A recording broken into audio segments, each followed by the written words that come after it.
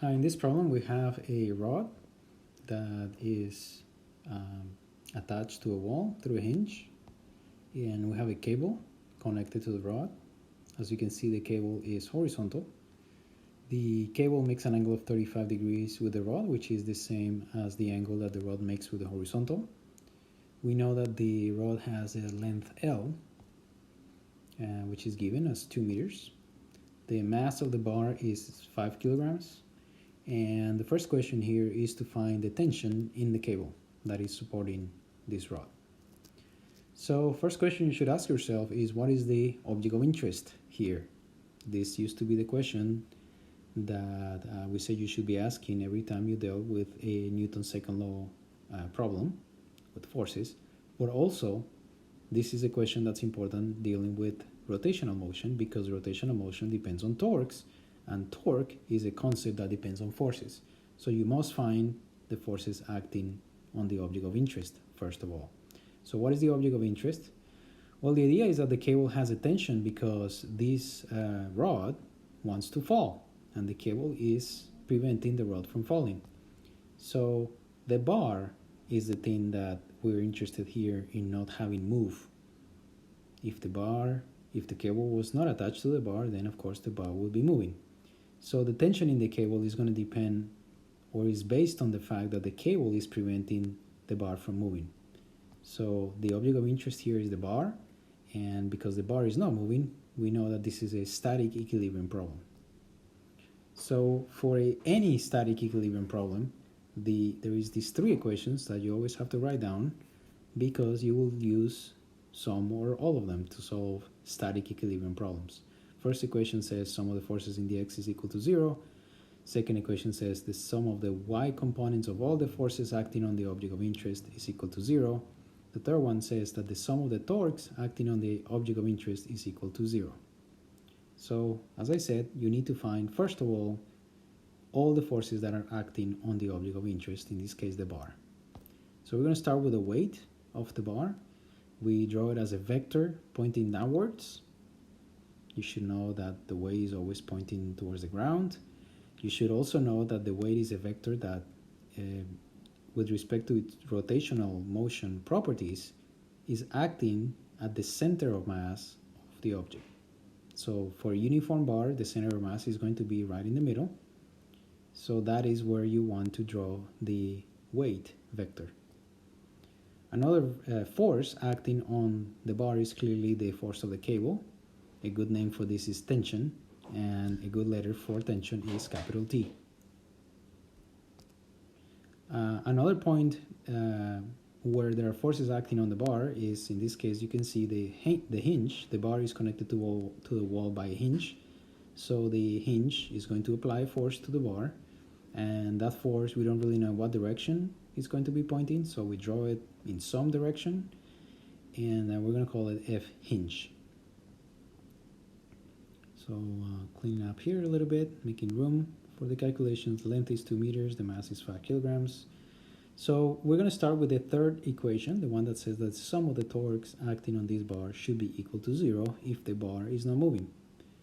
Now, one important thing when using this equation is that torques need to be measured with a specific point in mind.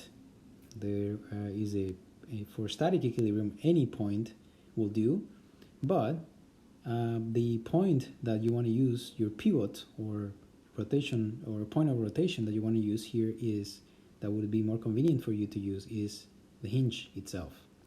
That's because if you choose the hinge as the pivot, then the force of the hinge, given that it is acting at the pivot, does not produce any torque. So the unknown force of the hinge will not show up in the equation for torque. In the sum of the torques equal to 0, you will not have this unknown force of the hinge, which is a great plus, obviously, since you don't know what the force of the hinge is in this problem.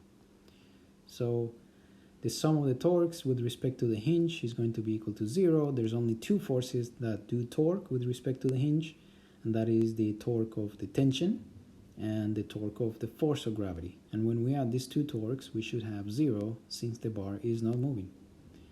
So the sum of the torques, well, we're going to spell out now which is the torque of the tension and how much is the torque due to the weight of the bar.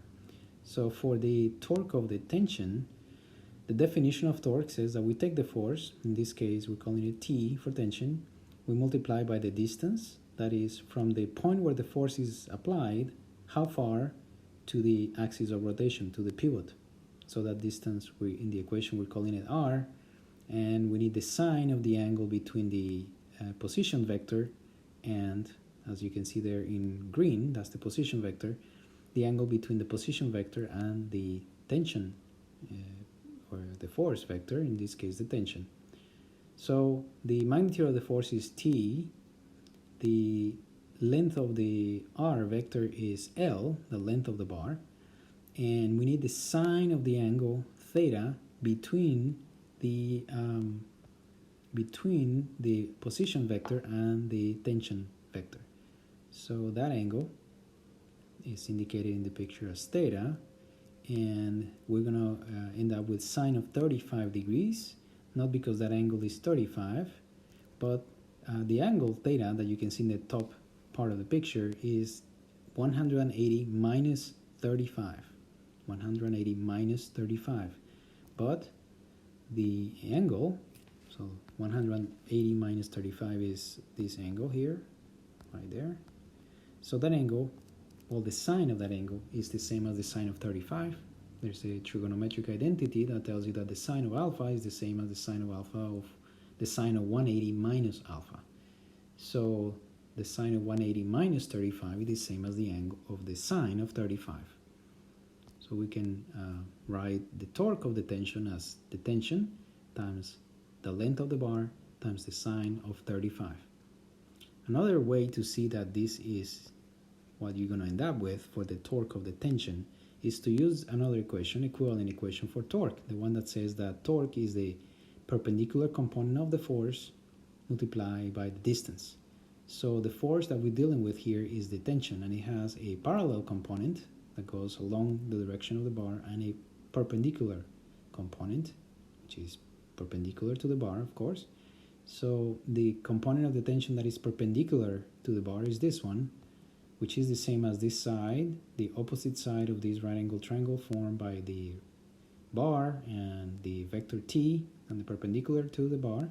So this is the same as the, well, that side, this side is the opposite to the angle 35. That is the component of the tension that is perpendicular. So the equation for torque that uses the component of the force perpendicular times the distance will give us T sine 35 degrees, that is the component of the tension perpendicular, multiplied by the distance, which is L, the length of the bar. So that's another way to arrive to the equation that says that the torque of the tension is the tension times the length of the bar times the sine of 35 degrees. One more thing to consider is the sine of the torque. So the sine of the torque is going to be positive because the tension by itself will produce a counterclockwise rotation, and those rotations are given this sign positive by convention. So our final answer for the torque of the tension is the tension T times L, the length of the bar, times the sine of 35. The other torque that we need to deal with is the torque of the weight of the bar. So the vector weight of the bar, I already drew it there attached to the middle of the bar, the center of mass. So the magnitude of the force is mg. We're going to need the distance between the pivot and the force mg. So that is L divided by 2. That's how long the distance is. But we also need the sine of the angle between the vector r and the force mg. So the angle that we would need to use is the one that I'm depicting here. And well, we know that this angle down here is 35 degrees. So we need to figure out how much is that theta over there. Well, that theta is going to be 180 minus 55. Not minus 35, but minus 55. That's because the angle up here, since we're dealing with a right angle triangle, MG and the horizontal make a right angle. So the right angle triangle that you're looking at there has the top angle is 55 because that angle plus the bottom angle 35 should add up to 90, since 90 right angle of 90 plus the other two angles should add up to 180, which is the sum of the internal angles of a triangle, any triangle. So 55 degrees is the angle right there, and the angle that we need to put in the equation for torque is the sine of 180 minus 55, and the sign that we're going to have is a negative sign for torque, because notice that the weight of the bar wants to make the bar rotate clockwise. Clockwise is the direction that is negative by convention. So the torque of the weight of the bar is going to be minus mg L over 2 sine of 55 degrees. Again, we use the trigonometric property that the sine of 180 minus an angle is the same as the sine of the angle. So putting these two things together, we have the torque of the tension, we already discussed, that is tension times L times the sine of 35. The torque of the weight is minus mg L over 2 sine of 55, and they should add up to 0.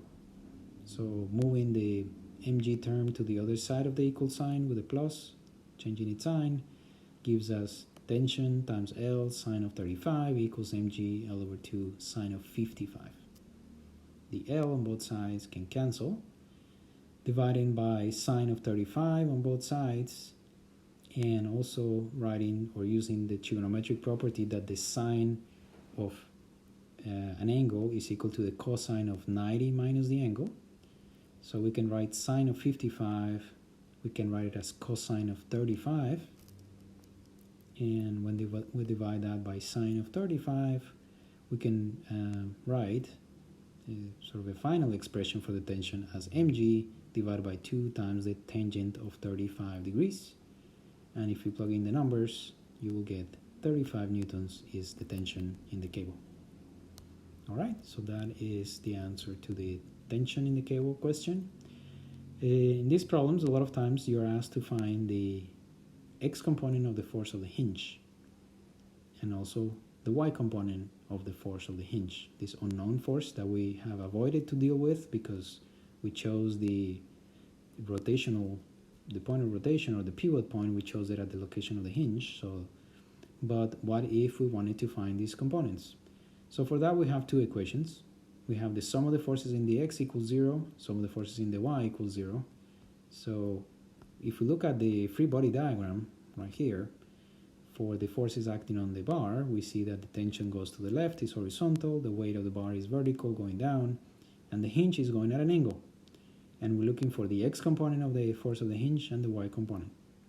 Now Newton's second law, which is where we got sum of the forces in the x equals 0, since the bar is not moving, the sum of the forces in the x is equal to 0. So that tells us immediately that minus t, whatever the tension in the bar is, its x component is negative, so minus t plus the force of the hinge in the x direction equals 0, so the force of the hinge is equal to the tension, and the tension is 35 newtons, as we already found. For the y direction, the sum of the forces in the y direction should be also equal to 0, again from Newton's second law, since the acceleration in the y is 0. We get that, well, the only two forces are the force of the hinge in the y and mg downwards, the only two forces with the y component.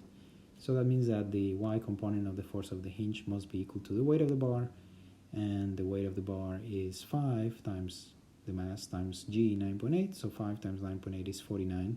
So that is the y component of the force of the hinge. So the hinge is putting a force on the bar that in the x direction has a magnitude of 35, and in the y direction is 49 newtons. Alright, that's it.